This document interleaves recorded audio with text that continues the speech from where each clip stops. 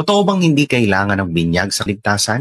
Madalas na inaatake tayong mga Katoliko sa paniniwala natin na di daw kailangan ng binyag para maligtas. You see, malinaw na itinuturo ng Panginoong Kristo na ang binyag ay kailangan sa kaligtasan.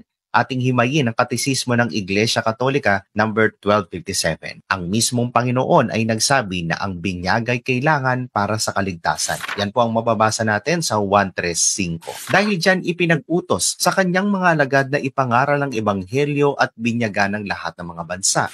Yan naman po ang mababasa natin sa Mateo 28:19 hanggang 20. Ang binyag ay kailangan para sa kaligtasan sa mga inaralan ng ebanghelyo at nagkaroon ng hangaring hingi ng sakramentong ito. Yan naman po ang mababasa natin sa Marcos 16:16. Hindi kinikilala ng iglesia ang ibang paraan liban sa binyag upang tiyakin ang pagpasok sa kaluwalhatiang walang hanggan.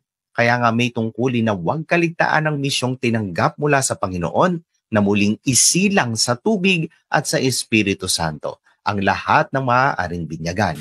Kaya be proud mga kapatid kong Katoliko dahil tayo ang tunay na nakatanggap ng binyag at kaligtasan at ang Iglesia Katolika ang tunay na gumaganap ng pagbibinyag na aral ng Panginoong Hesukristo. Ingatan naman tayong parati ng Panginoon.